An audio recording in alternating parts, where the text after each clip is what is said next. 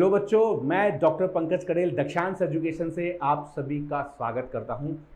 आज के इस सेशन में बेटा हम पढ़ने वाले हैं क्लास 9th का बहुत ही important topic that is tissue, जो कि आपके टर्म 1 में आने वाला है। ठीक है, तो हम उसमें क्या पढ़ने वाले हैं, उसके हम करने वाले हैं मल्टीपल चॉइसेस ऑफ क्वेश्चंस, जो कि बहुत ज़्यादा संभावना है कि इस बार आपके टर्म 1 में आपको मिले ऐसे ही क्वेश्चंस लेके आए और उनको इस प्रकार से हम समझने वाले हैं कि आप 100% मार्क्स जरूर प्राप्त कर लेंगे। ठीक है, तो चलिए हम स्टार्ट करते हैं हमारा ये session. And in this session what we are going to study science biology में चैप्टर टिश्यू के multiple choices of question from class 9th। ठीक है, तो चलिए स्टार्ट करते हैं हमारा पहला क्वेश्चन बेटा, what is that? That is based on capability of cell to divide और नॉट। ठीक है, how many types of tissues classified broadly. तो सबसे पहले बेटा हमको क्या करना है, अगेन अंडरलाइन कर लो क्या पूछा है, क्या बेस है, capability of a cell to divide. मतलब जिस भी टिश्यू का ये पूछ रहे हैं क्लासिफिकेशन, उसका बेस ये है कि उसमें जो सेल है वो डिवाइड हो पा रही है या नहीं।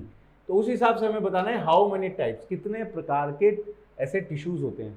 तो बेटा क्लासिफिकेशन जो है उसमें ये स्टार्टिंग में ही, ये जो टिश्यू चैप्टर उसके स्टार्टिंग में ही सबसे पहला जो टॉपिक है उसमें ये डिस्कस किया हुआ है कि दो प्रकार के टिश्यूज होते हैं mainly on the basis of ability of cell to divide और नॉट, मेरिस्टेमेटिक एंड परमानेंट। ठीक है, तो मेरिस्टेमेटिक क्या होगा बेटा, जिसमें सेल्स कंटिन्यू डिवाइड करती है, सेल्स कंटिन्यू डिवाइड होती रहती है, मेरिस्टेमेटिक। और वो कहां पे, shoot apex and root apex पे होता है। ध्यान आ रहा है? ठीक है, जो भी बच्चे आप में से ये टिश्यू चैप्टर पढ़ चुके हैं उनको जरूर पता होगा। और परमानेंट मतलब they cells lose the ability to divide, और वो किसी एक फंक्शन के लिए डिफरेंशिएट हो जाती है और वो परमानेंटली उस फंक्शन को करने लगती है, डिवाइड नहीं होती।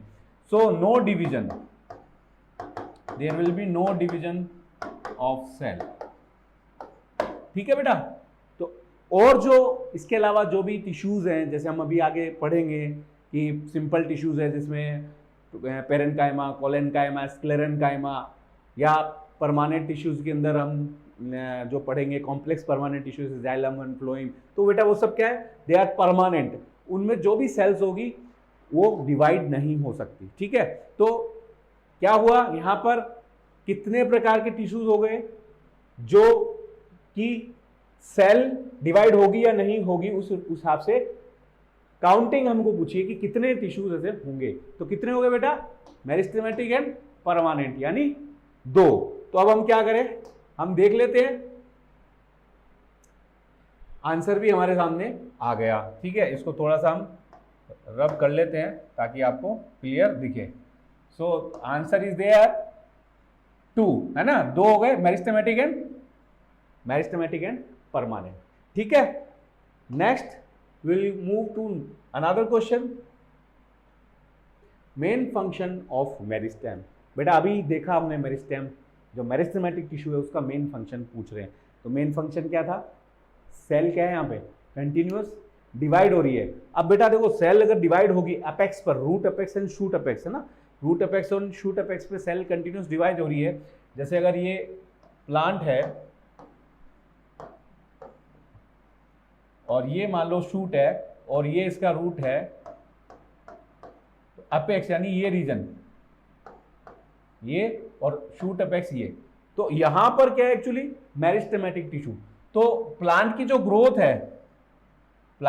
ग्रोथ है वो कैसे बढ़ेगी, जब ऊपर ये शूट अपेक्स और रूट पर नीचे की तरफ जब सेल कंटिन्यूअस डिवाइड होती रहती है, इसीलिए प्लांट की जो लेंथ है वो बढ़ती है। तो मेन फंक्शन क्या होगा, कंटिन्यूअस डिवाइड होकर लेंथ बढ़ाना, है ना, कंटिन्यूअस डिवाइड होना, अपने आप ही लेंथ बढ़ेगी। तो मेन फंक्शन डिवाइड होना वो हो गया।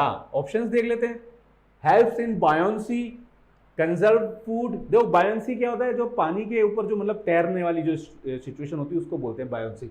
तो एक्चुअली वो तो ये नहीं प्रोवाइड कराते, क्योंकि ये बायोन्सी जो है that is somehow tissues which provide this buoyancy are scattered throughout. ये तो कहाँ है, एक पर्टिकुलर इनकी लोकेशन फिक्स्ड है अपेक्स पे, आइदर शूट और रूट। तो ये वाला सही नहीं है। कंजर्व फूड स्टोरेज का काम इनका नहीं होता, क्योंकि इनका काम है एक्टिवली डिवाइड होना। इनको तो बल्कि एनर्जी चाहिए ताकि कंटिन्यूअस डिवाइड कर सकें, divide continuously to give rise new cells and elongation and add to the group of cells. तो बेटा जो मेरिस्टेमेटिक जो टिश्यू होता है उसका काम क्या है, उसका काम हमारे को यहाँ से समझ में आ गया क्या होने वाला answer, divide continuously to give rise to new cell. ठीक है, so what will be the answer, answer will be third will be the correct answer. ठीक है, चलिए आगे चलें। Which tissue makes up the embryo of a seed. Question है थोड़ा सा ट्रिकी है, सिंपल है, और एनटीएससी या ओलंपियाड के लिए कोई बच्चा अगर तैयारी कर रहा है तो उसके लिए क्वेश्चन ये बन सकता है, सिंपल रूप का क्वेश्चन है। तो ये पूछ रहे हैं कि भाई एम्ब्रियो, अब एम्ब्रियो बेटा क्या है, embryo is a group of cell जिससे पूरा, अगर सीड की बात है तो प्लांट बनने वाला है, तो बेटा पूरा प्लांट बनना है तो उसके अंदर जो एम्ब्रियो है उसकी सेल में इतना पोटेंशियल है कि पूरा प्लांट बना सके। और स्टार्टिंग में there is no differentiation, no elongation, कुछ नहीं होता, सिर्फ सेल्स क्या करती है बेटा, डिवाइड होने का काम करती है, डिवाइड, कंटिन्यूअस डिवाइड।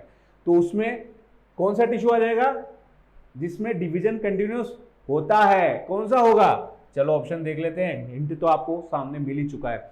हाँ, आंसर भी अब समझ में आ रहा होगा आपको कौन सा होगा, meristematic, permanent parenchyma, collenchyma, sclerenchyma, कौन सा होगा बेटा। अब तो मेरे हिसाब से अगर इतनी बात के बाद में अगर मैं 5th या 6th क्लास के बच्चे से पूछूंगा वो भी बता देगा। तो आई थिंक आप सभी को आइडिया हो गया इसका आंसर क्या होने वाला है। आंसर होगा बेटा मेरिस्टेमेटिक टिश्यू, क्योंकि वहीं पर क्या हो रहा है, कंटिन्यूअस डिवीजन। और जो एम्ब्रियो सेल है उसको पूरा प्लांट बनाना है तो कंटिन्यूअस डिवाइड होना जरूरी है, नंबर ऑफ सेल्स बने और वो फिर प्लांट ग्रो करे, जड़ और स्टेम जो है, root and stem both grow हो, और फिर प्लांट ग्रो करके जो सीड है उसमें से क्या होगा, सीडलिंग निकलेगी, सीडलिंग फिर बाद में जो है जो प्लांट में कन्वर्ट होगी और फिर वो आगे जाकर के और डेवलप होगा और will convert in tree after several years. ठीक है, तो आंसर क्या होगा, मेरिस्टेमेटिक। जो परमानेंट टिश्यूज में हमने भी बात करी थी कि डिवाइड नहीं हो सकता, अगर स्टार्टिंग में सीड के अंदर जो है अगर एम्ब्रियो जो है वहां पे अगर परमानेंट ही अगर टिश्यू हो गई, सब क्या है परमानेंट, तो फिर डिवीजन कौन करेगा, तो सेल, तो फिर प्लांट की साइज बढ़ेगी कैसे अगर डिवीजन ही नहीं होगा। तो बेटा इन तीनों में तो क्या होगी बात गलत, क्योंकि डिवीजन तो हो ही नहीं रहा ना, डिवीजन इसमें हो रहा है, तो that will be the correct answer. तो क्या आंसर हुआ बेटा, answer will be the first will be the correct answer. ठीक है, नेक्स्ट हम आगे चलते हैं। Meristematic tissue present between mature tissues. Mature मतलब जो, ऑप्शंस भी देख लेते हैं, मेचर का मतलब जो परिपक्व या जो मैच्योर हो चुके हैं ऐसे टिश्यूज के बीच में। तो हमने जो टिश्यूज पढ़े हैं मेरिस्टेमेटिक, लेटरल एंड जो मेरिस्टेमेटिक टिश्यूज है उसके जो टाइप्स है वो मैं बता रहा हूं आपको, जिसमें अपाइकल, लेटरल एंड इंटरकैलरी है ना, अपाइकल, लेटरल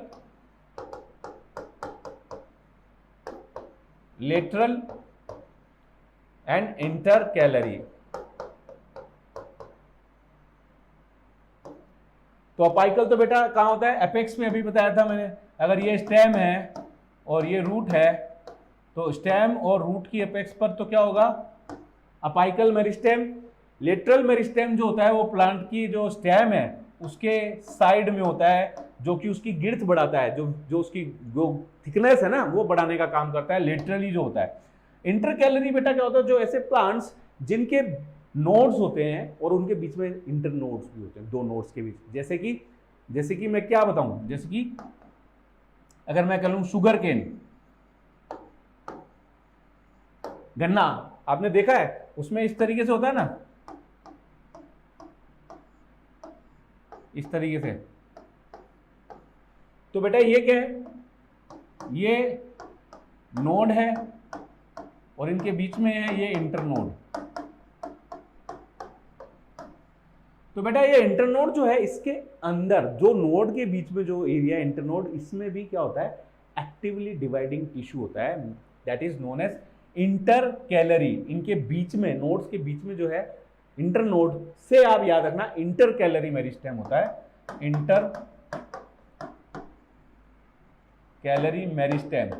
तो ये बोल रहे बिटवीन मेचर टिश्यूज, तो ये नोड, ये दोनों क्या है, मेचर टिश्यू है इनके बीच में। अब यहां देखो, यहां पे क्या है, दोनों जगह इमेच्योर टिश्यू है ना। और यहां पर जो ये अब लेटर वाला है, इसके दोनों तरफ तो कुछ है ही नहीं, ये तो खुद ही बाहर बैठा है। तो ये वाला ऑप्शन तो जो ये वाला गलत हो गया। कौन सा, root apical meristem, stem apical meristem, ये गलत हो गया। और मेरिस्टेमेटिक टिश्यू की बात हो रही है, तो जाइलम तो वैसे ही परमानेंट टिश्यू में आता है, तो ये भी ऑप्शन हमारा गलत हो गया।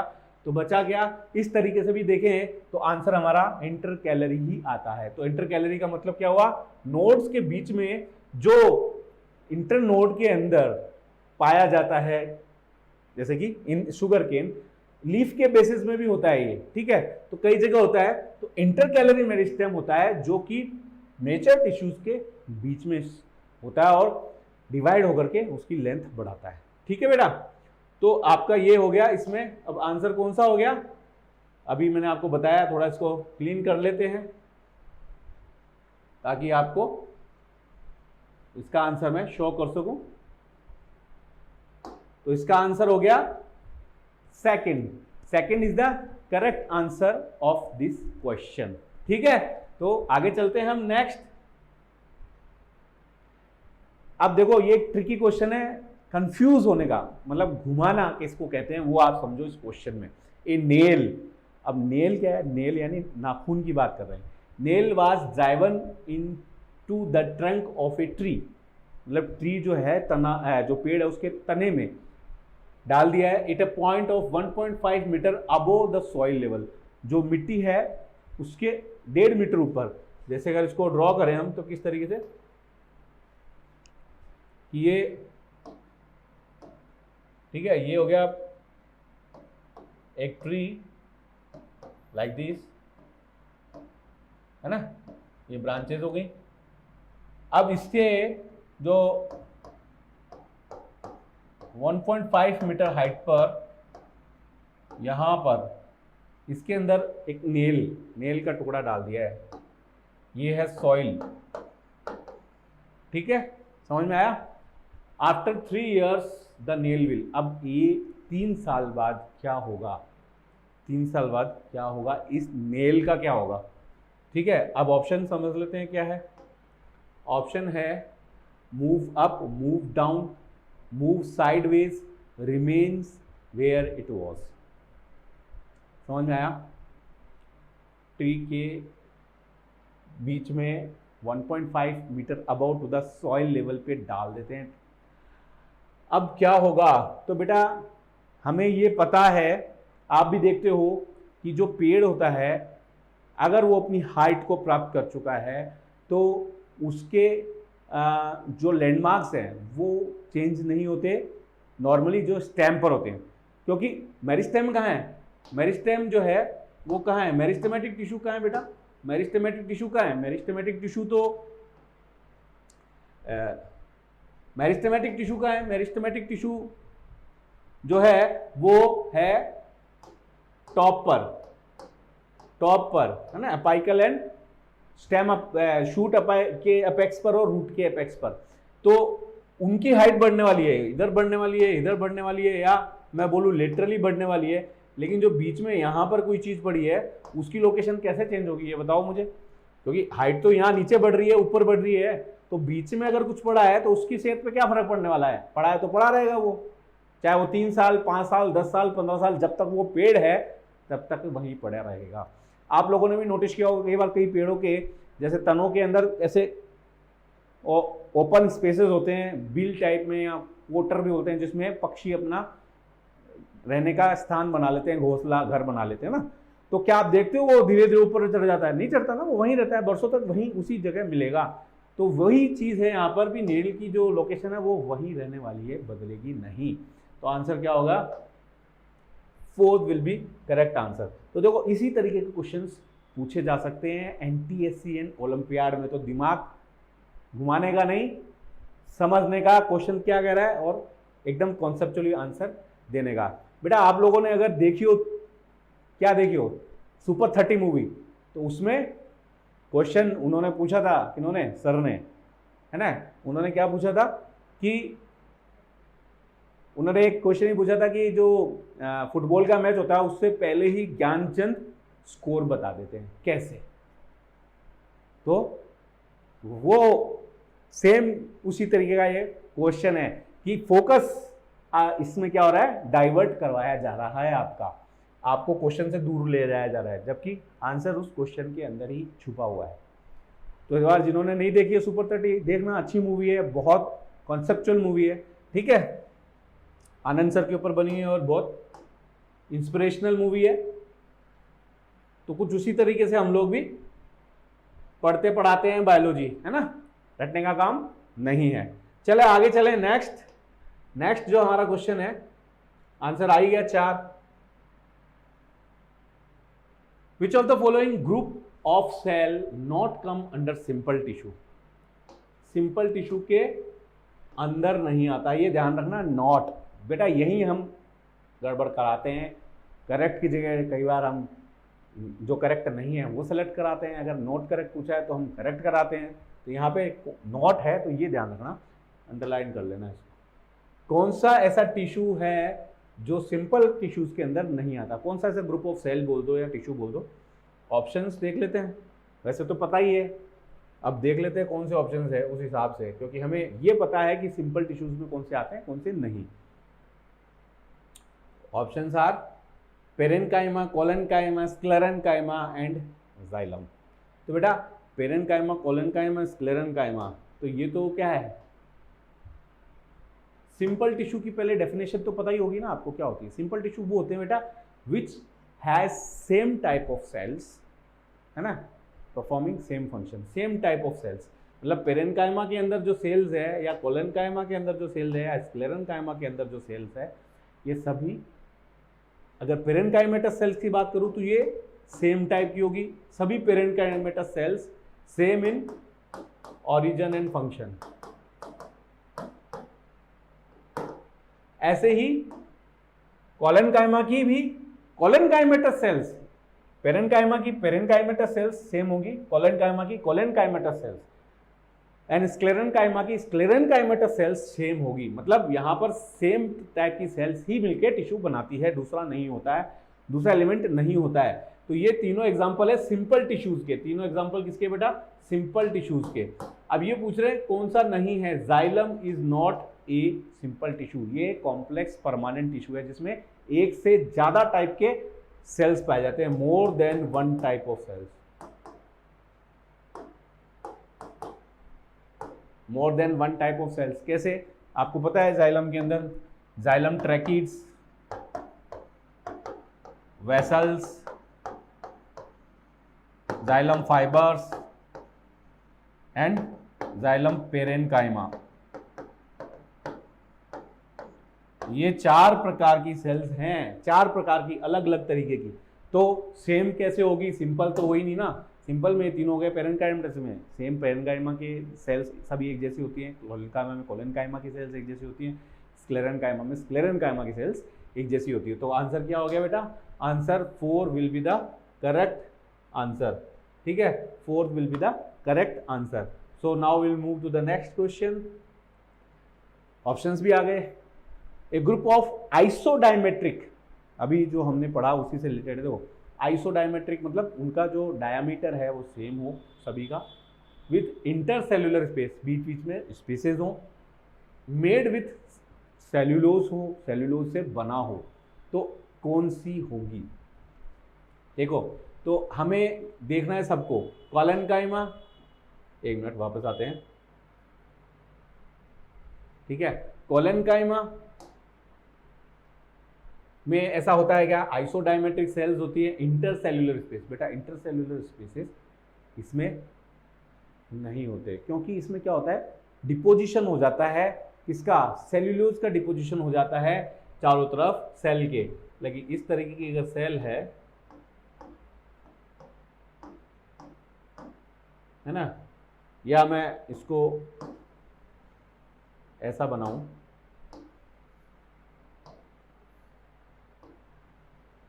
तो यहां पर बेटा क्या होता है, यहां पर ये अगर ये दूसरी सेल यहां बना दूं तो इनमें सेल में क्या है, यहां पे बेटा ये यहां पर डिपोजिशन हो जाता है सेल्यूलोज का,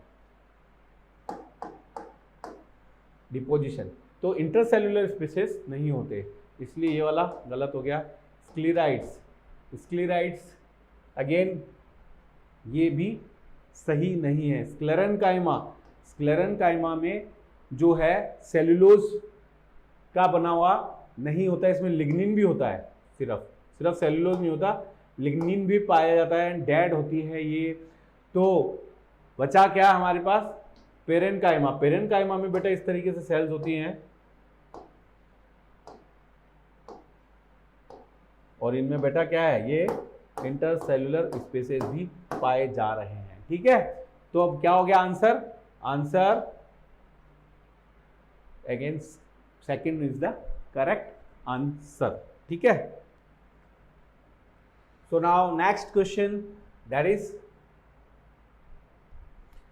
tissues made with different group of cells and functions as single unit is underline different group of cells, यानी एक से ज्यादा टाइप की सेल और सिंगल यूनिट की तरह काम कर रही है, यानी कि ये किसकी तरफ जा रही है बात, सिंपल और I will say complex. Simple या कॉम्प्लेक्स कौन सा बताओ, इससे पहले हमने ये क्वेश्चन किया ही था, ऑप्शन देख लेते हैं, parenchyma, collenchyma, sclerenchyma and xylem. तो अगेन हमें पहले पकड़ना है कि डिफरेंट ग्रुप ऑफ सेल्स किसमें हैं, तो ये वैसा सा ही क्वेश्चन है, बट वही वाली बात, जो डिश है वही डिश दूसरे तरीके से आपके सामने लाके रख दिए बना करके, तो ऐसे ही वही कॉन्सेप्ट दूसरे क्वेश्चन के रूप में आपसे पूछ रहे हैं। तो हमने देखा था ये तीनों क्या है, ये तीनों है सिंपल, यानी इन तीनों के अंदर डिफरेंट ग्रुप वाली बात नहीं होगी, यहाँ पर सिंपल ही है, डिफरेंट ग्रुप नहीं होंगे, सेम ही ग्रुप होंगे। तो जाइलम के अंदर ही डिफरेंट ग्रुप ऑफ सेल्स हमने भी बात करी, xylem, tracheid, vessels, fibres, parenchyma, है ना, तो group of cells are there different kind, और क्या कर रहे हैं, सिंगल यूनिट की तरह ही तो काम कर रहे हैं, पानी को कंडक्शन ऑफ वाटर, पानी को पहुंचाने का काम कर रहे हैं at the height of plant. तो आंसर क्या हो गया बेटा, इसमें तो ज्यादा कुछ डिस्कस करने वाली बात है नहीं। ठीक है, so answer 4 will be the correct answer. Next, which of the following part of xylem is living tissue. तो अभी हमने 4 देखे अभी पार्ट जाइलम के, तो अब ये बोल रहे हैं उनमें से कौन सा लिविंग होता है। देखो ज्यादातर क्या होता है, प्लांट टिश्यू डेड होता है एक तो, है ना, तो प्लांट टिश्यू डेड क्यों होता है, क्योंकि एक स्टेबल होते हैं और इनको मूवमेंट करना नहीं होता है, क्योंकि एनर्जी चाहिए जो वो ये खुद प्रोड्यूस कर रहे हैं फूड और उससे बना लेते हैं, उससे ये एनर्जी भी ले लेते हैं, तो इसलिए ये स्टेबल होते हैं, और स्टेबल होने की वजह से इनको रिजिड होना जरूरी है ताकि ये अपनी स्टेबिलिटी को मेंटेन रख सके। एनिमल्स के साथ उल्टा है, एनिमल्स को लोकोमोशन चाहिए क्योंकि वो खुद अपना फूड प्रोड्यूस नहीं कर सकते, एनर्जी खुद अपने लिए बना नहीं सकते, या एनर्जी का सोर्स वो खुद डेवलप नहीं कर सकते, इसलिए वो सर्च करते हैं फूड की ताकि उनका एनर्जी का रिक्वायरमेंट पूरा हो सके। प्लांट्स को जरूरत नहीं है, इसलिए उनको डेड टिश्यू ज्यादा होता है उनके अंदर, उसमें से जाइलम भी है। तो जाइलम डेड टिश्यू है, लेकिन इसके अंदर कुछ लिविंग भी होता है, वो पूछ रहे हैं कि कौन सा पोर्शन होता है जो लिविंग है। ऑप्शंस में vessels, tracheids, fibres and xylem, parenchyma. तो अगेन यहाँ पर वेसल्स, ट्रैकिड्स, फाइबर्स, तीनों में क्या होता है, लिग्निफिकेशन होता है, लिग्निफिकेशन हो जाता है और उस वजह से ये डेड होती हैं। पेरेनकाइमा जो है that is a living tissue. ठीक है, तो इसका आंसर क्या हो गया बेटा, आंसर जो 4th will be the correct answer. ठीक है, चलिए आगे चले, that is thickening of cell wall, lignification and specialization for mechanical support as functions are characteristics of। समझ में आया क्या बोल रहा है ये बोल रहा है भाई कि भाई ऐसा टिश्यू जिसमें सेल वॉल थिक हो, लिग्निफिकेशन यानी लिग्निन जो है वो डिपॉजिट हो, लिग्निन का डिपोजिशन कहलाता है lignification, and specialisation for mechanical support. तो मैकेनिकल सपोर्ट अभी ऑप्शंस देखेंगे हम कौन सा है ऑप्शन में जो देता है, वो तो हम देखेंगे, साथ में lignification and thickening of cell wall भी हो। तो ऑप्शंस देख लेते हैं। Options are sclerenchyma, collenchyma, chlorenchyma and parenchyma. तो बेटा आंसर इसका क्या होगा? सबसे पहले लिग्निफिकेशन इन चारों में से कौन से टिश्यू में पाया जाता है? ये आई थिंक आप सभी को आइडिया होगा। स्क्लेरेनकाइमा के अंदर क्या होता है बेटा?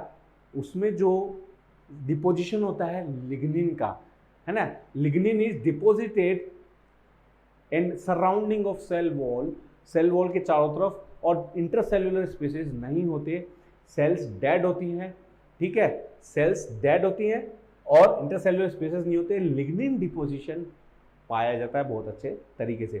कोलेनकाइमा में डिपोजिशन होता है लेकिन लिग्निन का नहीं होता, वहां पर होता है सेल्यूलोज का, ठीक है। सो मैकेनिकल सपोर्ट कोलेनकाइमा भी देता है और स्क्लेरेनकाइमा भी देता है, लेकिन यहाँ पर लिग्निफिकेशन साथ में है इसलिए कोलेनकाइमा आंसर नहीं होगा। क्लोरेनकाइमा क्या होता है? ग्रीन, जो फोटोसिंथेसिस जहाँ होता है ना, वहाँ पर, यानी लीव्स के अंदर जो मिजोफिल सेल्स वाला जो जो चारों तरफ उसमें बीच में होती है ना, वो that is known as chlorenchyma, photosynthesis के लिए होता है। तो अगेन इसमें लिग्निफिकेशन नहीं है। Parenchyma is again having no any lignified cell wall. तो ये वाली बात भी गलत हो गई, और वैसे भी हमें आइडिया है, ध्यान भी है कि इसका आंसर यही होगा। तो हमें हर तरीके से करना आना चाहिए, क्वेश्चन में जो दिया है उसका सही ऑप्शन कौन सा होगा, और बाकी के 3 ऑप्शन कौन से अगर सही नहीं है तो क्यों सही नहीं है वो भी पता होना चाहिए, तभी आप 100% स्कोर करोगे आगे जाकर के। जो भी बच्चे बायोलॉजी लेकर नेक्स्ट अगर डॉक्टर बनने का सपना देखते हैं, नीट फाइट करने की जो सोच रहे हैं, उनको इसी तरीके से तैयारी करनी स्टार्ट कर लेनी चाहिए कि सही ऑप्शन का तो पता ही है, बाकी गलत है तो क्यों है गलत, उससे आपके जो सब्जेक्ट पर जो आपकी कमांड जो पकड़ बनेगी ना वो बहुत अच्छी बनेगी, ठीक है। तो बेटा क्या आंसर हो गया इसका? 1 स्क्लेरेनकाइमा, ठीक है। चलिए आगे चले। नेक्स्ट क्वेश्चन में ये पूछ रहे हैं कि एपिथेलियम कौन सी पाई जाती है। तो इसमें बेटा कौन सी एपिथेलियम होती है? क्यूबॉइडल, क्यूबॉइडल एपिथेलियम, और वो भी कौन सी वाली? Simple cuboidal epithelium. क्यूबॉइडल मतलब क्यूब जैसी, क्यूब के जैसी दिखती है। अगर डायग्राम बनाए तो लाइक दिस,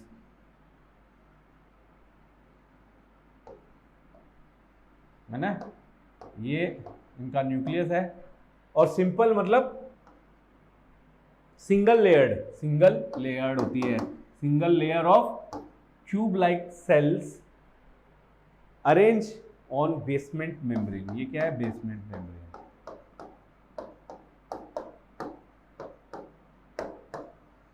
और ये कहाँ पाई जाती है? इसका फंक्शन भी हमने देखा है, ये जहाँ एब्जॉर्प्शन, सिक्रीशन या फिल्ट्रेशन का काम होता है वहाँ पर पाई जाती है, ठीक है बेटा। तो आगे इसके ऑप्शंस देख लेते हैं हम, है ना, क्या क्या ऑप्शंस हैं यहाँ पे? Columnar, cuboidal, sensory, squamous.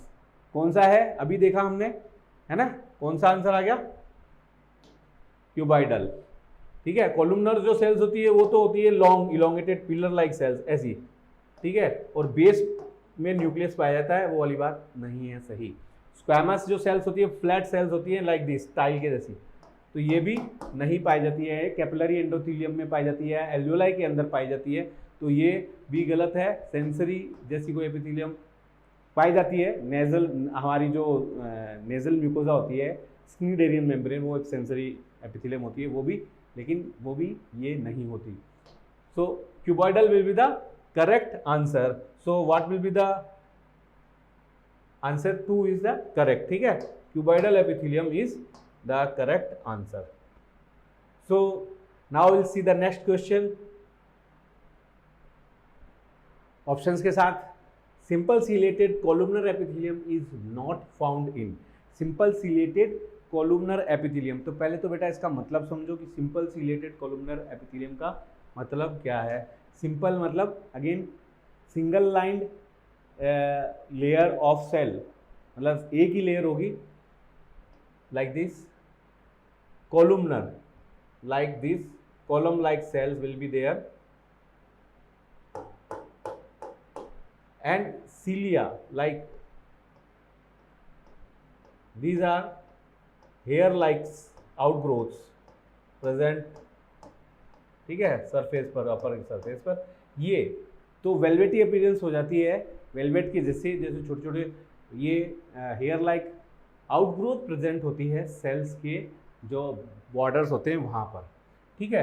तो अब बेटा ये पहली बात तो मैं आपको एक बताता हूँ रीज़न कहाँ पर पाई जाती है, क्या इनका काम है। देखो इनका काम क्या है, इनके ऊपर कोई भी अगर चीज़ इनके संपर्क में आती है तो इस तरीके से मूवमेंट करते हैं लाइक दिस, ये इस तरीके से वे भी मूवमेंट करते रहते हैं कंटिन्यूसली। तो इनके ऊपर कोई भी चीज़ आती है ना तो वो मूव करती है इनके साथ, तो वो आगे की तरफ जिस भी डायरेक्शन में मूव करते हैं उनको आगे मूव कराती है चीज़ों को, ठीक है। तो ये कहाँ जहाँ पर इस तरह का मूवमेंट जरूरत है, लाइक म्यूकस, म्यूकस जो है हमारा जो एयरवे है उसमें आप लोग फील करते हो जब ज़्यादा जब आपको जुकाम लग जाती है कभी तो कफ का प्रोडक्शन बढ़ जाता है और कफ जो है दैट इज स्पिटेड आउट जब ज़्यादा होता है तो हम जब खांसी करते हैं उसके साथ निकलता है, तो वो गले तक कैसे आता है, हमारे ओरल कैविटी तक कैसे आता है, बाय द मूवमेंट, और वो मूवमेंट प्रोड्यूस कराया जाता है बाय दिस सीलिया, ठीक है। तो हमारे जो एयरवे है, रेस्पिरेटरी ट्रैक्ट है, उसमें ये इस तरीके की सीलिएटेड एपिथेलियम पाई जाती है, ठीक है। दूसरा मैं बात करूं तो फैलोपियन ट्यूब, तो फैलोपियन ट्यूब में बेटा क्या होता है, रिप्रोडक्शन वाला चैप्टर है जो उसमें 10th क्लास में आप लोग पढ़ेंगे। तो उसके अंदर क्या होता है कि बेटा fallopian tube is the tube in female reproductive system जो कि ओवम को एक्सेप्ट करती है, ओवरी जब उसको रिलीज करती है तो ओविडक्ट जो होती है फैलोपियन ट्यूब उसको रिसीव करती है। और फिर जो फैलोपियन ट्यूब है लाइक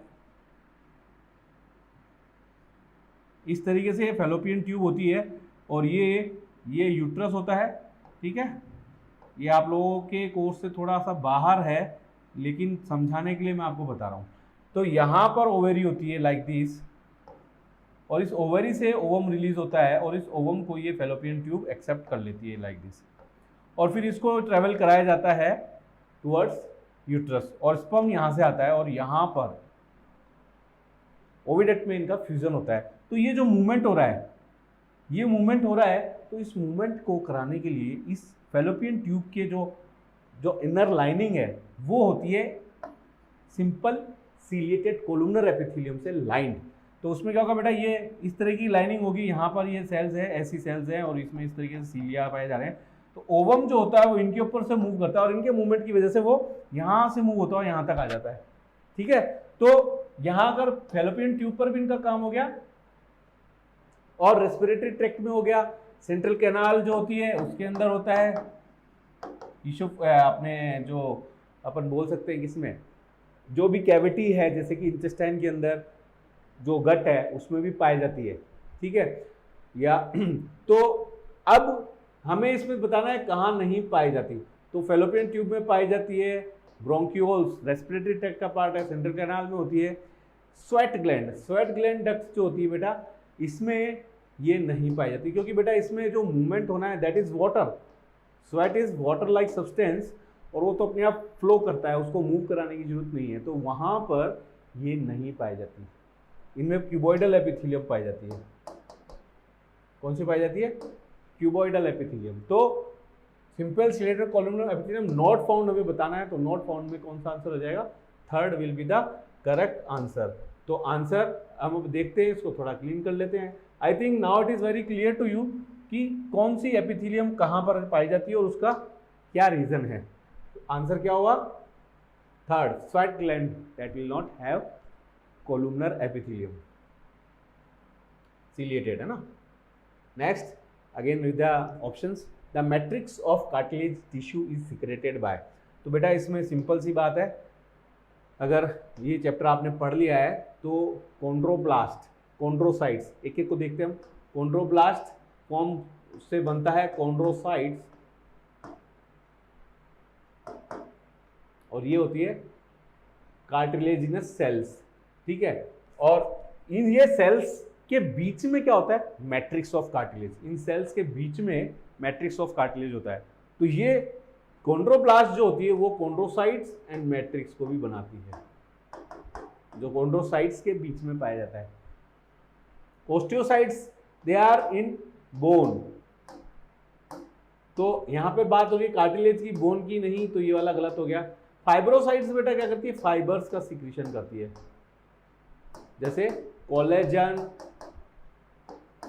इलास्टिन। तो अगेन मैट्रिक्स ऑफ कार्टिलेज, यहां पर ये वाला भी गलत हो जाएगा। मिलेनोसाइट्स, मिलेनिन पिगमेंट का, melanin pigment that is responsible for colour, जो हमारी स्किन का जो कलर होता है, जिनके मिलेनिन पिगमेंट ज़्यादा होता है उनका ज़्यादा डार्क कलर होता है, तो डार्क कलर के लिए रिस्पॉन्सिबल होते हैं, ठीक है। मिलेनोसाइट्स के ज़्यादा होने से मिलेनिन पिगमेंट ज़्यादा बनेगा तो कलर भी डार्क होगा। Like negro people are darker because they have more melanin pigment in their skin. तो यहाँ पर क्या आंसर हो जाएगा, first will be the correct answer, ठीक है, first will be the correct answer. Next question, the tissue that occurs in tendons.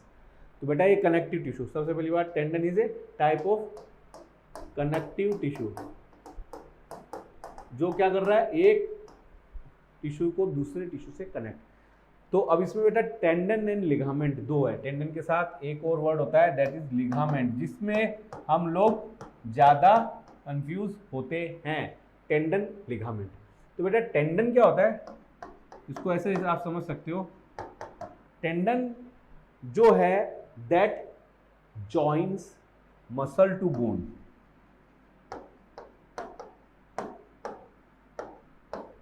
ठीक है, तो muscle to bone that is tendon, ठीक है। और लिगामेंट जो होता है bone to bone, bone to bone, ठीक है। तो मसल टेंडन, ठीक है, मसल से याद रखना, देखो आप मसल और टेंडन का जो प्रोनाउंसिएशन है लगभग सिमिलर है, क्योंकि बोन तो दोनों में कॉमन है, बोन तो दोनों में कॉमन है।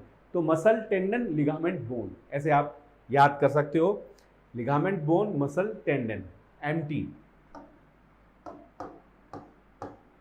Muscle tendon ligament bone, LB। तो मसल टेंडन लिगामेंट बोन ऐसे याद कर सकते हो। तो टेंडन मसल से बोन को जोड़ने का काम करता है। अब चूंकि बेटा बता आपको muscle is not as much rigid as bone, तो यहां पर मसल को स्टिफली एक रिजिड जॉइंट प्रोड्यूस करने के लिए, जॉइंट एक मैं कहूं अगर एक बहुत मजबूती के साथ अगर उसको बोन से जोड़ना है तो एक मजबूत कनेक्टिव टिश्यू यूज में लाया जाता है, that is tendon. So tendon is made up of what I will say collagen fibres, dense connective tissue होता है कोलेजन फाइबर्स। तो ये एक स्टिफ टिश्यू होता है, सॉलिड स्टिफ टिश्यू, जो मजबूती से बोन को मसल से जोड़ता है। अब जब बोन से बोन को जोड़ रहे हैं तो दोनों तरफ स्टिफनेस है, तो वहां पर हमें एक ऐसा टिश्यू चाहिए जो इलास्टिक हो, समहाउ इलास्टिक नेचर का हो, ताकि बोन से बोन का मूवमेंट जो हो वो मूव हो सके। अगर मान लो एक बोन दूसरी बोन और बीच में भी अगर रिजिड हो जाएगा तो फिर मूवमेंट कैसे होगा, है ना। इसलिए नेचर ने तो कितनी अच्छी व्यवस्था की है, जहां पर हार्ड से हार्ड या I would should say strong जुड़ रहा है तो बीच में रेजिलियंट डाल दिया, सॉफ्ट चीज डाल दी ताकि वो मूव हो सके। जहां पर एक सॉफ्ट है और दूसरा हार्ड है तो सॉफ्ट को हार्ड से जोड़ने के लिए एक ऐसा कनेक्टिव टिश्यू बनाया जो हार्ड हो, ताकि हार्डली वो उस हार्ड टिश्यू से जुड़ी रहे मसल। भाई अगर वो हार्डली नहीं जुड़ी रहेगी तो वो मूवमेंट प्रोड्यूस नहीं कर पाएगी ना, खींच नहीं पाएगी बोन को अपनी तरफ। तो उसके लिए टेंडेंस उसको मजबूती से बोन से जोड़ने का काम करता है। तो अब आपको ये समझ में आ गया muscle and muscle sorry, tendon and ligament का मतलब यहाँ पर क्या है। अब हमें यहाँ पर ये इनके ऑप्शंस देख लेते हैं ताकि हमें क्वेश्चन आगे हम कर सकें, उसका आंसर बता सकें, ठीक है। तो ये options are dense fibrous connective tissue, areolar tissue, reticular tissue, all of these. तो बेटा इसमें अब हमारा आंसर हमारे सामने है पहला ही, क्योंकि डेंस होता है फाइबर्स, कोलेजन फाइबर्स पाए जाते हैं, डेंसली पैक्ड होते हैं, तभी स्टिफनेस मिल पाती है टेंडन को।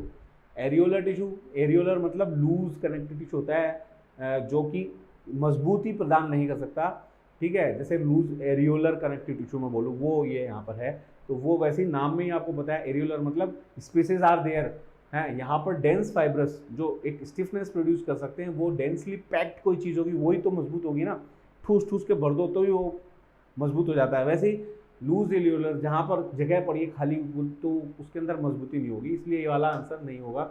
Reticular connective tissue somehow it is also not that much of denser, इससे थोड़ा होता है लेकिन उतना नहीं होता जितना एक डेंस फाइब्रस कनेक्टिव टिश्यू होता है। तो ऑल ऑफ दिस तो हो ही नहीं सकता, so answer will B first will be our answer, ठीक है। तो हम आगे चलते हैं नेक्स्ट क्वेश्चन की तरफ। Advantage in the biconcave shape of RBC is that it provides, क्या रीजन है कि जो ह्यूमन आरबीसी है वो बाइकॉन्केव होती है। बाइकॉन्केव या I should say dumbbell shape, ठीक है, इस तरीके से डंबल शेप होती है ना, बीच में से सकड़ी, साइड में से मोटी, बाइकॉन्केव। तो ये ऐसा होने का क्या रीजन है, ये बोल रहे हैं कि व्हाट इज द रीजन या क्या एडवांटेज है इसका। तो बेटा हमें पता है आरबीसी के अंदर होता है हीमोग्लोबिन, है ना, और जितना ज़्यादा हीमोग्लोबिन होगा उतना ज़्यादा ये आरबीसी हीमोग्लोबिन को लेकर के और टिश्यू तक जाएगी और उतनी ज़्यादा ऑक्सीजन डिलीवर हो पाएगी, और that is required for us, क्योंकि हम क्या है होम्योथर्मल, हमारी बॉडी का टेम्परेचर क्या रहता है स्टेबल, चाहे कितनी भी सर्दी हो, आप चाहे बर्फीले रेगिस्तान में चले जाओ लेकिन आपकी बॉडी का टेम्परेचर उतना ही रहेगा। क्यों? क्योंकि हमारी बॉडी के अंदर कंटिन्यूअस जो है मेटाबॉलिक रिएक्शन से एनर्जी प्रोड्यूस होती है और टेम्परेचर को मेंटेन रखती है, ठीक है। तो टेम्परेचर मेंटेन कैसे हो रहा है, एनर्जी से, और एनर्जी का प्रोडक्शन होता है कैसे होता है, हमने लाइफ प्रोसेसेस वाला जो चैप्टर है 10th क्लास में, आप लोगों के लिए नहीं है, आप लोग फिर भी समझने के लिए देख सकते हो उस पॉइंट को, आप लोगों के लिए नहीं है, नेक्स्ट ईयर आप लोगों के लिए काम में आएगा। वहां पर हमने डिस्कस किया है कि जब बॉडी का टेम्परेचर मेंटेन रखना हो ना, उस कंडीशन में क्या होता है कि कंटिन्यूअस एनर्जी की जरूरत पड़ती है, और वो एनर्जी रिलीज होती है किसमें, रेस्पिरेशन में। किसमें बेटा, रेस्पिरेशन में। और रेस्पिरेशन के लिए क्या चाहिए, ऑक्सीजन, और वो ऑक्सीजन कौन ला रहा है, हीमोग्लोबिन। इसलिए हमें ऑक्सीजन कंटिन्यूअस सप्लाई रहनी जरूरी है हमारे लिए, ताकि हमारी बॉडी का टेम्परेचर मेंटेन रह सके, और उसके लिए जितनी ज़्यादा ऑक्सीजन आ पाएगी टिश्यू तक उतना ही अच्छा है। और इसीलिए इनकी शेप ऐसी बनाई जाती है आरबीसीज की कि ये ज़्यादा से ज़्यादा हीमोग्लोबिन रख सकें और ज़्यादा से ज़्यादा ऑक्सीजन जुड़ सके इनसे, समझ में आया। तो that is and that's why इसके और जो ऑर्गेनल्स होते हैं ना आरबीसी के अंदर वो नहीं पाए जाते, ठीक है, इवन न्यूक्लियस भी नहीं होता है इनका। तो ई न्यूक्लिएटेड आरबीसीज होती है हमारी, कारण क्या है, ज्यादा से ज्यादा हीमोग्लोबिन को ये ले सके, तो सारे और ऑर्गेनल्स को हटा दिया जाता है। तो आरबीसी का बाइकॉन्केव होने का क्या है, सरफेस एरिया ज्यादा हो जाएगा और उस वजह से ज्यादा हीमोग्लोबिन आएगा, वॉल्यूम की तुलना में सरफेस एरिया बढ़ जाएगा, ठीक है। तो अब इसका अगर हम देखें, क्या देखें, इसका ऑप्शंस देख लेते हैं, समझ में तो आपको आ ही गया होगा। थोड़ा सा इसका टच जो है 10th में जो चैप्टर है लाइफ प्रोसेसेस, उससे कॉन्सेप्ट समझने के लिए आपको मैंने बताया, डिटेल में आपको समझना है तो आप उस चैप्टर को देख सकते हैं, और इस चैप्टर का जो वन शॉट है उसमें देख सकते हैं। और भी अच्छे से जानना चाहते हैं तो आप हमारा दक्षांश एजुकेशन का जो ऐप है उसमें अंश सीरीज में आप लाइफ प्रोसेसेस का जो चैप्टर है खाली उसको भी परचेज कर सकते हैं। आपको पूरा सिलेबस या पूरा सब्जेक्ट परचेज करने की जरूरत नहीं है, सिर्फ वही एक चैप्टर परचेज कर सकते हैं, उसमें आपको सब मिल जाएगा वहां, ठीक है। तो ऑप्शंस देखते हैं इस क्वेश्चन के। Large surface to volume ratio, large volume to pressure ratio, large size to surface ratio, less surface to volume ratio. तो अभी मैंने आपको बताया कि क्या है, लार्जर सरफेस एरिया है वॉल्यूम की तुलना में, तो ऑप्शन 1 इज करेक्ट। बाकी ये 3 ऑप्शंस गलत है क्योंकि प्रेशर का तो कोई मतलब है नहीं यहाँ पे। Large size to surface, size surface area अपने आप बढ़ जाएगा जब साइज लार्ज होगी, तो ये वाली बात आपस में मैच नहीं करती। Again less volume surface to volume ratio भी कोई मतलब नहीं है, लेस नहीं चाहिए, ज़्यादा चाहिए सरफेस एरिया, ठीक है। तो ये इसमें आंसर क्या हो गया, first will be the correct answer. So will move to the next question. Next question is leucocyte, यानी WBC की बात कर रहे हैं, ये व्हाइट ब्लड सेल जिसको ल्यूकोसाइट भी कहते हैं, which increase in number during helminth infection. Helminth मतलब जो वॉर्म्स होते हैं ना, जो जिनको हम लेमन टर्म में बोलते हैं कीड़े, वो। एंड एलर्जिक कंडीशंस जो होती है, रिएक्शंस जैसे कि जुकाम खांसी या स्किन इन्फेक्शंस जैसे हो जाते हैं जिनको, वो भी एक एलर्जिक कंडीशन में हो जाते हैं कईयों के। तो ये बोल रहे हैं कि ऐसी कौन सी ल्यूकोसाइट है जो इन कंडीशंस में बढ़ जाती है, ठीक है। Number leucocytes which increase in the number during is helminth infection and allergic reactions are, कौन सी होती है? ऑप्शंस में lymphocytes, eosinophils, neutrophils and monocytes. तो बेटा देखो, लिम्फोसाइट्स तो जो होती है नॉर्मल, जो भी बॉडी में इन्फेक्शन आता है उसको, या ट्यूमरस कोई सेल बन गई तो उसको किल करने का काम करती है, किलर सेल्स बोलते हैं इनको, जिसमें टी लिम्फोसाइट्स होती है मेनली, है ना। तो इओसिनोफिल्स, एक कंडीशन होती है इओसिनोफिलिया। फिलिया मतलब increase in number of eosinophils, eosinophils का नंबर बढ़ जाए, वो कंडीशन होती है, वो कंडीशन बेटा एलर्जिक सिचुएशंस में बढ़ती है। यस, इओसिनोफिलिया जो होता है एलर्जिक कंडीशन, जिन बच्चों के बहुत लगातार खांसी जुकाम रहता है, हर 10-15 दिन 20 दिन में वो जुकाम से पीड़ित हो जाते हैं, या जब भी मौसम चेंज होता है बहुत जल्दी वो जुकाम को कैच कर लेते हैं और फिर उनको ठीक होने में भी समय लगता है, ऐसे पेशेंट्स के लिए इओसिनोफिल्स का काउंट भी करवाया जाता है डॉक्टर्स के द्वारा कि भी इओसिनोफिल्स की काउंट देखो बढ़ी हुई है क्या। अगर बढ़ी हुई है तो मीन एलर्जिक कंडीशन है, और उसके लिए फिर एंटी एलर्जिक ट्रीटमेंट दिया जाता है, स्टेरॉइड्स वगैरह साथ में दिए जाते हैं ऐसे पेशेंट्स को, क्योंकि बहुत अच्छा एंटी इन्फ्लामेटरी होता है, एंटी एलर्जिक भी होता है, तो ऐसे केसेस में दिया जाता है। तो ये ऑप्शन हमारा यहाँ पर बन रहा है। लेट्स सी थर्ड वाला, neutrophil, again it will increase in the infection. वो स्पेसिफिक ऐसा नहीं है कि एलर्जिक कंडीशन या हेल्थ इन्फेक्शन में बढ़ेगा, कोई सा भी हो उसमें बढ़ेगा। अब यहाँ पर स्पेसिफिक पूछा है तो इओसिनोफिल्स ही है जो ऐसी कंडीशन जहाँ वार्म इन्फेक्शन हो या हेल्थ इन्फेक्शन हो और या एलर्जिक कंडीशन हो उसमें बढ़ता है।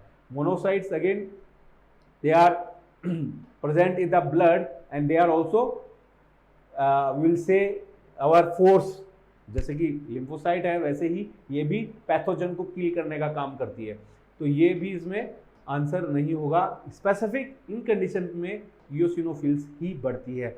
So what will be the correct answer? Correct answer क्या होगा? The correct answer will B answer 2, that is eosinophils. ठीक है, चलिए आगे चलते हैं नेक्स्ट क्वेश्चन की तरफ।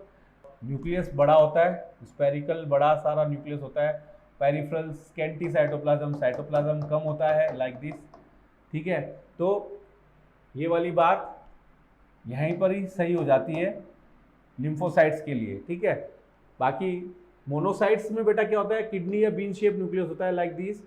ये मोनोसाइट जो होता है लाइक दिस, तो ये बोल रहा है स्पेरिकल न्यूक्लियस, तो मोनोसाइट में तो स्पेरिकल नहीं है, तो ये वाला गलत हो गया। बेजोफिल में ग्रेनुलोसाइट भी बोलते हैं, ग्रेन्यूल, इसमें लोब्स पाई जाती है, ग्रेन्यूल्स के साथ लोब्स पाई जाती है। लाइक बेजोफिल जो होता है उसमें 2 से 3 लोब पाई जाती है, इस तरीके से ये न्यूक्लियस है। तो स्पेरिकल न्यूक्लियस इसमें भी नहीं है।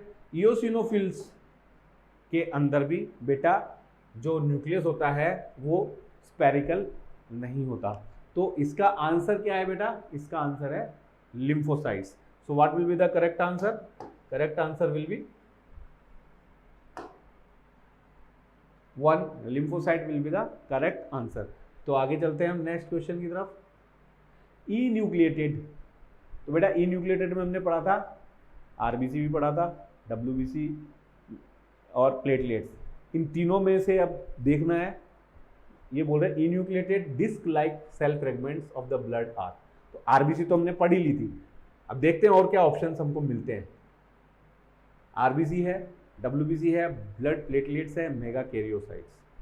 तो बेटा आरबीसी जो है क्या वो आंसर होगा यहाँ पे? Cell fragments. तो इन्यूक्लिएटेड तो है, ये तो सही है आरबीसी के लिए, लेकिन सेल फ्रेगमेंट्स नहीं है, खुद सेल ही है पूरी, फ्रेगमेंट नहीं है।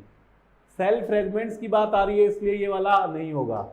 न्यूक्लिएटेड है लेकिन सेल फ्रेगमेंट नहीं है। डब्ल्यूबीसी ई न्यूक्लिएटेड नहीं होता, ये न्यूक्लियस होता है, तो इसलिए ये वाला गलत हो गया। मेगा कैरियोसाइट और ब्लड प्लेट में से एक रह गया। तो बेटा megakaryocytes are complete cells होती हैं, complete cells, they are not cell fragments. इनके फ्रेगमेंटेशन से बनती है ब्लड प्लेटलेट्स। तो actually blood platelets are cell fragments which do not have nucleus. इसलिए आंसर क्या हो जाएगा? Third will be the correct answer. समझ में आया? ठीक है, what will be the answer? Third, blood platelets. RBC इन्यूक्लिएटेड है लेकिन वो सेल फ्रेगमेंट्स नहीं है, पूरी सेल है। डब्ल्यूबीसी न्यूक्लिएटेड होता है इसलिए गलत होगा। मेगा कैरियोसाइट पूरी सेल है, उसके फ्रेगमेंट से बनता है ब्लड प्लेटलेट्स, इन्यूक्लिएटेड होता है, ये वाली बात सही है। ठीक है, आगे चले next. Following are the statements about adipose tissue के बारे में ये कुछ स्टेटमेंट्स अभी हमारे सामने आने वाले हैं, वो देख लेते हैं। Cell has a single large lipid droplet. ठीक है, तो एडिपोज टिश्यू के बारे में आप लोगों ने जरूर पढ़ा होगा, तो उसमें ये बात है कि cell has a single large lipid droplets. ठीक है, आगे देखते हैं। It has rich blood supply. Okay, आगे देखते हैं। It is predominant in adults and it generates considerable heat. ठीक है, तो ये हमने स्टेटमेंट्स पढ़ लिए। अब आगे करना क्या है इनका? अब आगे ये करना है, which of the above are the characteristics of white adipose tissue. White adipose tissue का कौन सा कैरेक्टरिस्टिक इनमें से है? तो बेटा देखो, एडिपोज टिश्यू में पहला जो पॉइंट है, it has single large droplet. ये वाली बात सही है, सेल के अंदर एक ही ड्रॉपलेट होती है लार्ज सिंगल लिपिड की। ठीक है, it has rich blood supply. Rich blood supply नहीं होती, ब्लड सप्लाई इनकी रिच नहीं होती, ब्लड सप्लाई जो होती है स्कैंटी वी कैन से, लेकिन रिच नहीं होती। रिच मतलब अच्छा खासा ब्लड आता हो, ऐसा नहीं होता है। It is predominant in adults, ये वाली बात भी सही है। ठीक है, क्योंकि ये नॉर्मली पहले तो क्या होता है, जब ग्रोथ होती है उस टाइम पे ऐसे टिश्यूज़ को फॉर्म किया जाता है जो सेल की ग्रोथ में हेल्प करते हैं, लाइक प्रोटीन से जो निर्मित होते हैं, जैसे फाइबर्स हो गए, कोलेजन फाइबर्स, इलास्टिक फाइबर्स, जो फाइब्रस कनेक्टिव टिश्यू है, इस तरीके का टिश्यू, या मसल्स, मस्कुलर टिश्यू, ये ज़्यादा बनते हैं क्योंकि ग्रोथ हो रही है। लेकिन जब एक ग्रोथ जो होती है वो होने के बाद लॉन्गिट्यूडनल ग्रोथ हो जाती है, उसके बाद में देखो नॉर्मली क्या होता है, कोई बच्चा होता है जब वो बड़ा होता है तो वो पहले उसकी जो लंबाई बढ़ती है और बाद में चौड़ाई बढ़ने लग जाती है, अगर ध्यान नहीं दो, है ना, मोटा होने लग जाता है ना। तो ये एडल्ट्स में जो अगर एडिपोज टिश्यू है वो बढ़ता है तो गोलाई बढ़ती है आदमी की, जो भी व्यक्ति है उसकी क्या होगी, सरकमफ्रेंस बढ़ता है। वो किसकी वजह से बढ़ता है? यस, इस एडिपोज टिश्यू की वजह से। तो ये वाली बात सही है। It generates considerable heat. यहाँ पर बेटा ये वाली बात यहाँ पर सही नहीं है। देखो आप लोग ये एक्सपेरिमेंट कर भी सकते हो। जो लोग अगर थोड़े से ओबेज होते हैं ना, जो थोड़े से मोटे होते हैं, उनको सर्दी कम लगती है। ठीक है, सर्दी कम लगती है। और जो क्यों लगती है बेटा? क्योंकि उनके अंदर जो हीट है, ये जो एडिपोज टिश्यू होता है ना, ये क्या होता है? ये होता है हीट इंसुलेटर। इंसुलेटर हीट के लॉस को प्रिजर्व करता है, हीट का लॉस नहीं होने देता। ठीक है, हीट का लॉस नहीं होने देता, यानी ये हीट प्रोड्यूस नहीं करता। जो हीट प्रोड्यूस होती है ना, उसको लॉस भी नहीं होने देता। उसका प्रोडक्शन में तो इसका रोल नहीं है, ये प्रिजर्वेशन में हेल्प करता है हीट के। और इसीलिए जो मोटे लोग होते हैं उनको कम सर्दी लगती है सर्दी के मौसम में। तो ये क्या करता है? इट प्रिवेंट्स, यहाँ पे अगर ये होता ना, प्रिवेंट्स हीट लॉस, तो ये सही हो जाता। इसलिए ये वाला ऑप्शन तो गलत है। तो हमारे पास कौन से ऑप्शन सही आ गए? हमारे पास पहला और तीसरा ऑप्शन सही आ गया। ऑप्शन देख लेते हैं कौन कौन से हैं। इसमें कौन सा है? पहला और तीसरा, इसमें थर्ड वाला। तो third will be the correct answer. Third will be the correct answer. समझ में आ गया ना क्यों है? नेक्स्ट क्वेश्चन देखते हैं। The following again some statements are there regarding connective tissue proper। जो प्रॉपर कनेक्टिव टिश्यू है उसके बारे में कुछ स्टेटमेंट्स हैं। Mast cell secretes coagulant heparin, plasma cells produce antibodies, fibroblast from ground substance and fibres. ये बेटा यहाँ पर फॉर्म आएगा, फ्रॉम नहीं आएगा, FORM, ठीक है, फॉर्म आएगा। ये गलत प्रिंट हो गया है। Fibroblast form ground substance and fibres, ठीक है। चलो आगे ऑप्शंस देख लेते हैं। अब ये मतलब ऑप्शंस तो आगे है, क्वेश्चन एक्चुअली पूरा क्या है वो देख लेते हैं। स्टेटमेंट्स तो आगे, क्वेश्चन ये करेक्ट कॉम्बिनेशन क्या है। अब हमें कुछ कॉम्बिनेशंस मिलने वाले हैं, उनमें से हमें सही ढूंढना है, ठीक है।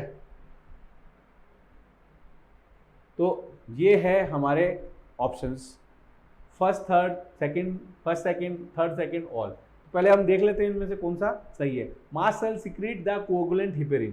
तो ये वाली बात तो क्या है? सही है, हिपेरिन तो सिक्रीट करता है, ये वाली बात सही है। लेकिन यहाँ पर कोएगुलेंट, क्या हिपेरिन कोएगुलेंट होता है क्या? जिन भी बच्चों ने सोचा है फर्स्ट सही है तो वो गलत है। हाँ, क्यों? क्योंकि बेटा कोएगुलेंट नहीं होता, heparin is anti coagulant. Anticoagulant जो हमारी बॉडी के अंदर, इट इज नेचुरल एंटीकोगुलेंट, जो हमारी बॉडी में जो ब्लड वेसल्स में ब्लड फ्लो होता है वो उसी वजह से फ्लो होता रहता है, वो जमता नहीं है, कोगुलेट नहीं होता। ये कोगुलेशन को रोकता है, इसलिए एंटीकोगुलेंट है ये। यहाँ पर एंटी नहीं लिखा, समझ में आई? एंटी नहीं लिखा है इसलिए ये गलत हो गया भाई साहब। इसलिए ऐसे डीप ध्यान से पढ़ो ऑप्शन को। यहाँ पर एंटी नहीं दिखा, देखो कितना स्मार्टली ऑप्शन बनाया है। बच्चा कंफ्यूज हो ही जाएगा यार, कोगुलेंट ठीक है, हिपेरिन को देखेगा मास्ट सेल खत्म। अरे आगे तो देख लो क्या नहीं लिखा है। Then plasma cell produces antibody, ठीक है, ये वाली बात सही है, प्लाज्मा सेल एंटीबॉडीज बनाती है, ठीक है।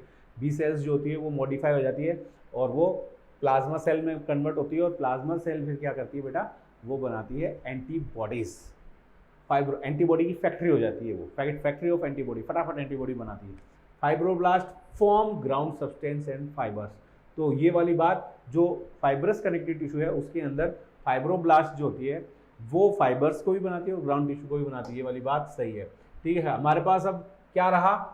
सेकंड एंड थर्ड जो है करेक्ट है, फर्स्ट गलत है। अब कौन से ऑप्शन में ये बात सही, ये वाली मिल रही है हमको? फर्स्ट थर्ड, फर्स्ट सेकंड, तो ये दोनों तो गलत हो गए, ऑल भी गलत, यानी second third is the correct answer. चलो एक बार आंसर देख लेते हैं। Third is the correct answer, ठीक है। तो बेटा ये अब हमारा होता है सेशन यहीं पे समाप्त। इसी तरीके से और भी बहुत क्वेश्चंस हैं। हमने कोशिश करी कि जितना पूरे आपके चैप्टर में से बढ़िया क्वेश्चंस हों वो हम यहाँ करें और उनको डिस्कस करें, वो हमने किया। उम्मीद ये करते हैं कि आपको पूरा चैप्टर अच्छे से अब समझ में आ गया होगा। क्वेश्चन वाइज भी हमने देख लिया, हर टॉपिक को टच करा है क्वेश्चन वाइज और उसका कॉन्सेप्ट भी डिस्कस किया है, ठीक है। तो इसके बाद हम फिर आपसे मिलेंगे एक नए चैप्टर के MCQs या एसेशन रीजन या केस बेस्ड क्वेश्चंस लेके, इसके भी लेके आएंगे। तब तक आप क्या करना है? आपको पढ़ते रहना है और आगे बढ़ते रहना है।